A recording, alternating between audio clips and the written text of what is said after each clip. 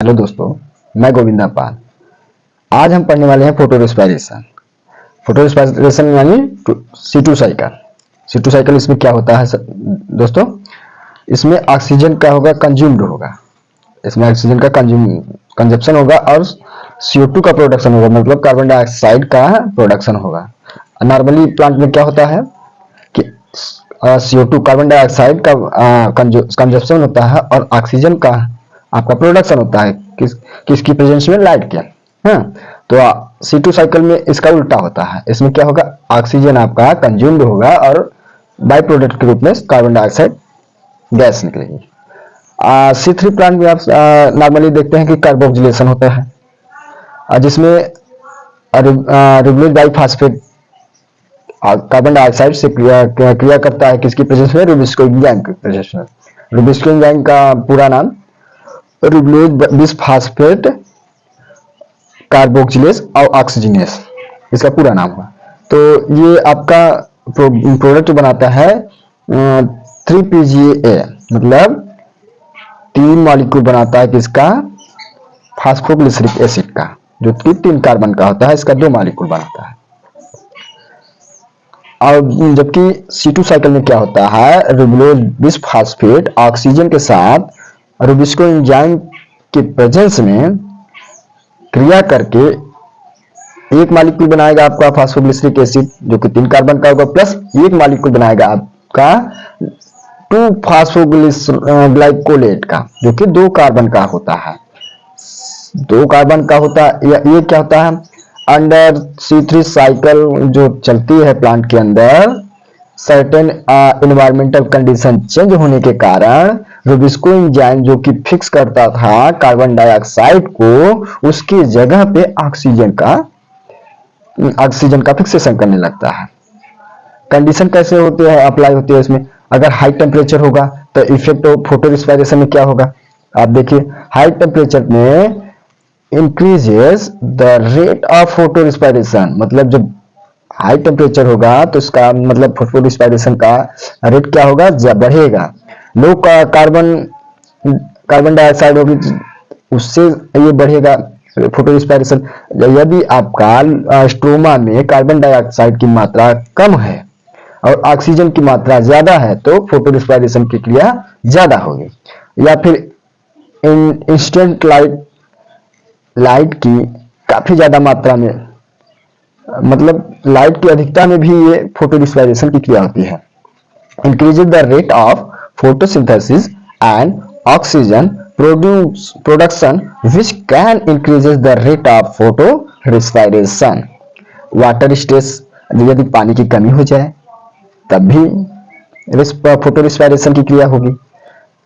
हाँ, तो इससे समझ में आता है कि C3 plant generally temperate region में जो होते हैं वो जो एक मॉलिक्यूल फास्फो ग्लाइकोलेट का बनाएंगे जो कि 2 कार्बन का होगा, और एक फास्फोग्लिसरिक एसिड बनाएंगे जो कि 3 कार्बन का होगा।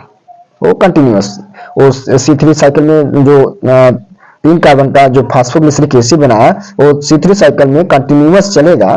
और जबकि फास्फो ग्लाइकोलेट होगा, उसको काफी कंडीशन फॉलो करनी पड़ेंगी, उसके बाद वो C3 साइकिल के लिए अवेलेबल होगा, जिससे हाई लाइट इंटेंसिटी की मदद से, हाई टेम्परेचर की मदद से और पार्शियल स्टोमेटा क्लोज हो जाने के कारण कार्बन डाइऑक्साइड की मात्रा बढ़ जाए, ऑक्सीजन की मात्रा घट जाए, जिस कंडीशन में C3 साइकिल कार्य करेगा। अब आप फोटो रिस्पायरेशन की क्रिया देखें। फोटो रिस्पायरेशन पहले लिख दें, photo respiration. Photo respiration photo respiration में क्या होता है? इसमें क्या होगा? ऑक्सीजन का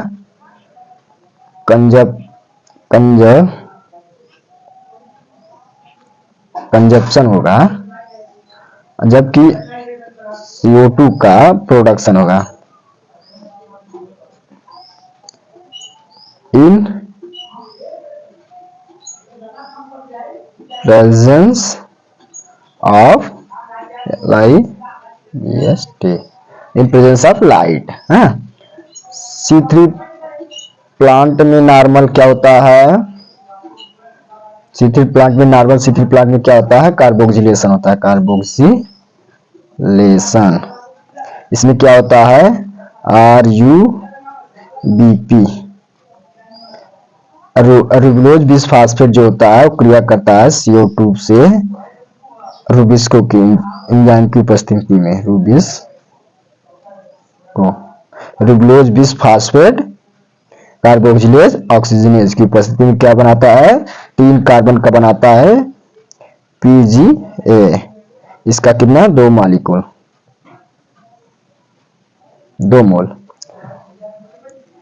ये एक रुबिलोज बिसफास्फेट, इसे 6 करेंगे तो यहाँ पे पूरे 12 बन जाएंगे। ठीक है, ये तो नॉर्मल C3 प्लांट में होगा।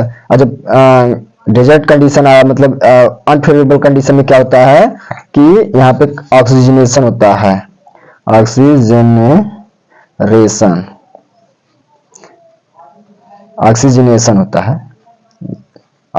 होता है। इसमें क्या होता है, RUBP जो है आपका ऑक्सीजन से क्रिया करता है, रूबिस्को एंजाइम होता है, जो जिसमें 1 मोल बनाता है आपका PGA का, हाँ, और प्लस 1 मोल बनाता है आपका फास्फोग्लाइकोलेट का, जो कि 2 कार्बन का होता है, 3 कार्बन का होता है, ये आपका 2 कार्बन का होता है। आपको कंडीशन बताया मैंने पहले। अब इसका साइकिल देखना है। आप देखिए, आप एक क्लोरोप्लास्ट के अंदर होता है, क्लोरोप्लास्ट। आप देखिए यहाँ पे C3 साइकिल है, C3 प्लांट है, ये C3 साइकिल चलिए आपका C3 साइकिल प्लांट है। अब इसके डेजर्ट कंडीशन में क्या बन गया हमारा, 2-फास्फोग्लाइकोलेट। अब 2-फास्फोग्लाइकोलेट अब कई चरणों में पहुंचने के बाद वो C3 प्लांट में वापस होगा। तो यहाँ पे हमारा क्या हुआ, पहले यहाँ पे तो हमारा हो गया फास्फेटेज एंजाइम से हमारा एक फास्फोरस कम हो गया, तो हमारा क्या बन गया, ग्लाइकोलेट बन गया।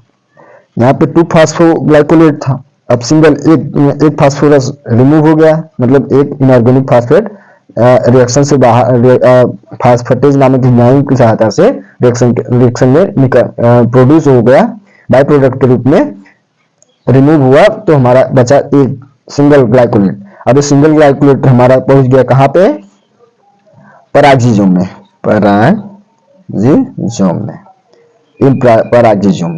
हमारा सिंगल ग्लाइकोलेट, जबकि ये डबल फास्फोग्लाइकोलेट हमारा अगर डायरेक्ट परागजीजोम में जाता है तो हमारा परागजीजोम का मेम्ब्रेन जो है इसे इंटर करने से साफ मना कर देता है, इसलिए हमारा ये फास्फेटेज नामक एंजाइम की सहायता से एक फास्फोरस को रिमूव करना पड़ा।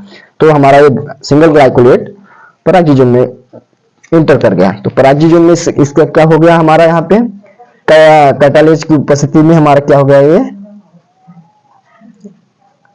ऑक्सीडेशन होगा, इसका ऑक्सीडेज नामक एंजाइम में उपस्थिति में हमारा क्या हुआ, यहाँ पे O2 की एंट्री, O2 की एग्जिस्टिंग हो गई हमारी, हाँ। अब यहाँ से H2O ये निकला, यहाँ से O2 आ गया। यहाँ पे ये बता रहे हैं कि परागजीजोम में जब हमारा ग्लाइकोलेट पहुंचा, परागजीजोम में जब हमारा ग्लाइकोलेट पहुंचा तो ऑक्सीडेज नामक एंजाइम की सहायता से उसका ऑक्सीजन छीन लिया गया। इसका ऑक्सीजन मतलब ग्लाइकोलेट का ऑक्सीजन जो था वो किसके द्वारा छीना गया, ऑक्सीलेज जो है ऑक्सीजन उसका रिमूव कर दिया। ये कैटालिट है, कैटालाइज्ड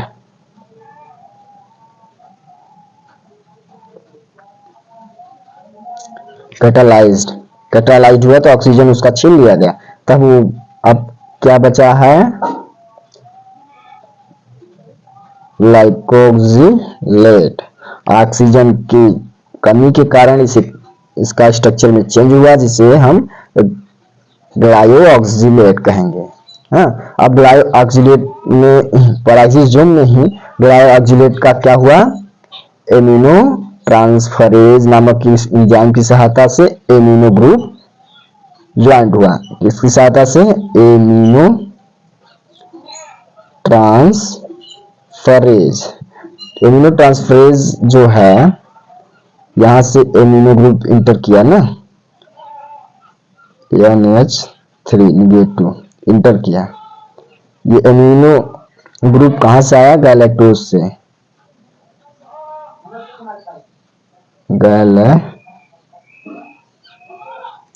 ग्लूटामाइट, गैलेक्टोज में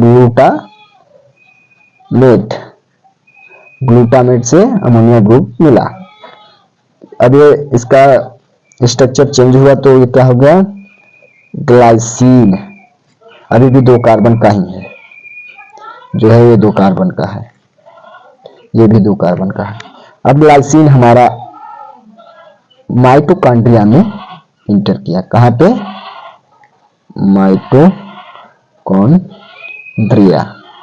माइटोकॉन्ड्रिया में कौन सा इंटर किया, ग्लाइसिन जब माइटोकॉन्ड्रिया में इंटर किया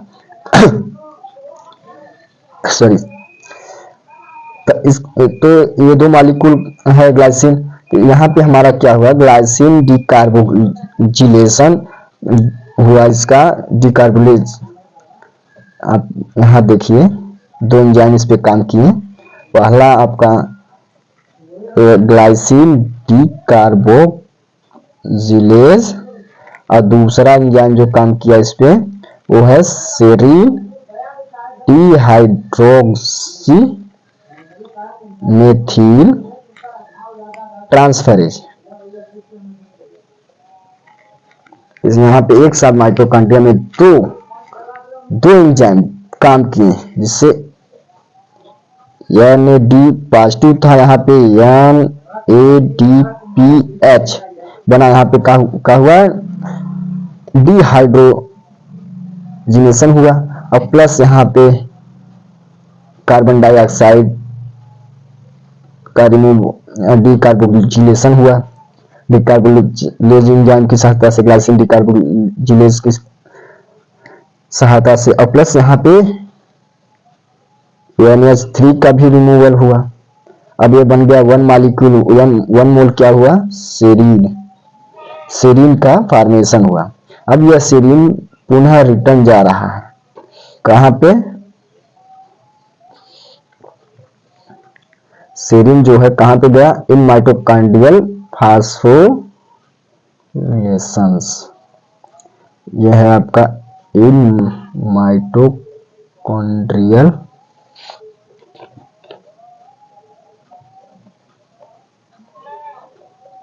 फास्फोरिलेशन।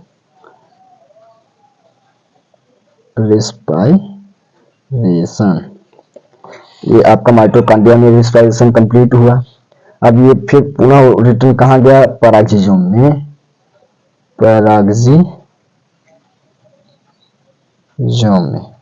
पैराक्सिजोम में रिटर्न गया। यस,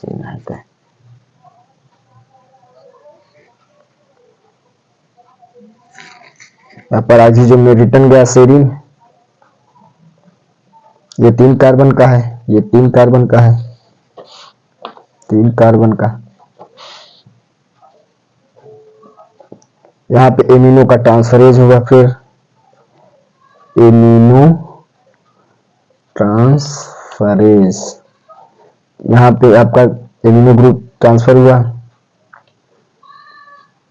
किसकी मदद से, अल्फा कीटो ग्लूटामेट की मदद से। अल्फा कीटो ग्लूटामेट की मदद से एमिनो ग्रुप का ट्रांसफरेज नामक एंजाइम से इसका क्या हो गया, ग्लूटामेट, पुनः ग्लूटामेट फॉर्मेशन हो गया।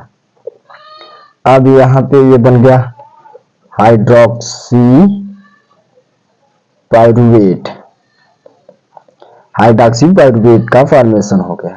ठीक, अब यहाँ पे आपका रिडक्शन होगा, रिडक्टेज नामक एंजाइम की उपस्थिति, रिडक्टेज नामक एंजाइम की उपस्थिति में क्या हुआ, NADPH का हाइड्रोजन जो है वो यूज हो गया इस रिएक्शन में। यहाँ पे NAD आपका एक्साइटेड अवस्था में हो गया, इलेक्ट्रॉन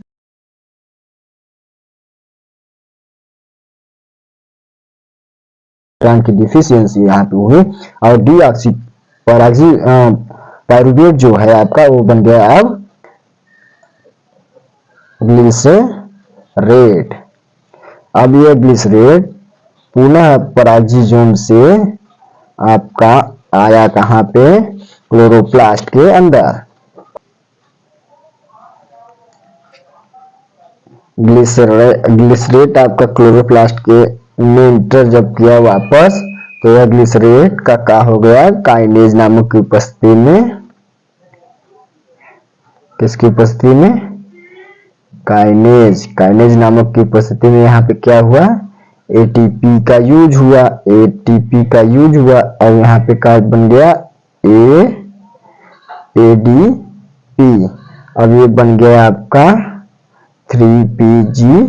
अब यह C3 साइकिल में एंट्री करने के एलिजिबल हो गया, जिसे हम संक्षिप्त में फोटो रिस्पायरेशन के नाम से जानते हैं। धन्यवाद दोस्तों, आप एक बार देख लीजिए। फोटो रिस्पायरेशन में कार्बन डाइऑक्साइड का प्रोडक्शन होता है और ऑक्सीजन का कंजप्शन होता है इन प्रेजेंस ऑफ लाइट। ये किसमें होता है, C3 प्लांट के रेयर कंडीशन होने पे। आप देखिएगा कि कार्बोक्सिलेशन, नॉर्मल प्लांट में कार्बोक्सिलेशन होता है, जिससे रुबिस्को एंजाइम जो है आपका रुब्लोज बिसफॉस्फेट को कार्बन डाइऑक्साइड के साथ क्रिया कराने पे वहां पे फास्फोग्लिसरिक एसिड का 2 मोल बनाता है। एक रुब्लोज बिसफॉस्फेट मॉलिक्यूल को कार्बन डाइऑक्साइड से क्रिया कराने पे 2 मॉलिक्यूल बनाएगा आपका 3-फॉस्फोग्लिसरिक एसिड का।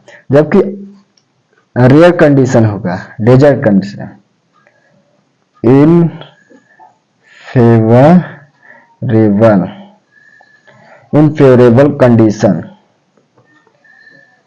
इनफेवरेबल कंडीशन कब होगा, टेम्परेचर, हाई टेम्परेचर में, लो कार्बन डाइऑक्साइड की उपस्थिति में, इंटेंस लाइट की वजह से, या फिर वाटर की कमी से, वाटर स्ट्रेस की वजह से आपका ये जो रुबिस्को एंजाइम कार्बोक्सिलेशन करता था वो अब ऑक्सीजनेशन करने लगता है, जिससे वो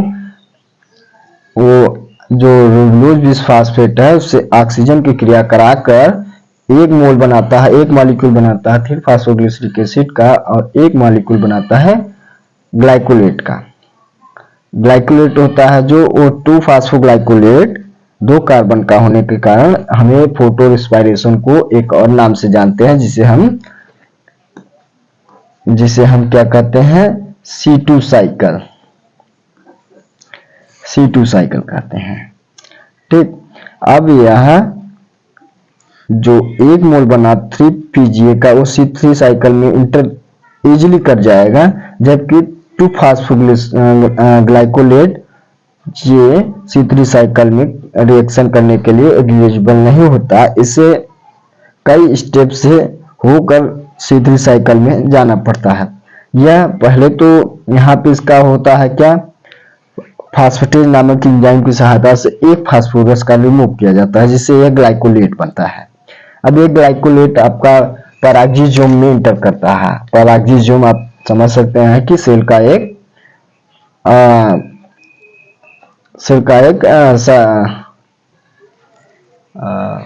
सेल ऑर्गेनल्स है। तो ये पैराक्सीजोम में जाने के कारण यहाँ पे क्या होता है, इसका ऑक्सीजनेशन हो जाता है, ऑक्सीडेशन हो जाता है, जो कि कैटालेट के होते हैं। इसका ऑक्सीजन रिमूव कर लिया जाता है हाइड्रोजन की, मतलब कि H2O2 की उपस्थिति में, मतलब इसका कैटालेज जो है डीऑक्सीजनेज करा देता है और यह आगे ग्लाइकोजिलेट बनाता है। ग्लाइकोजिलेट जो है आपका ग्लूटामेट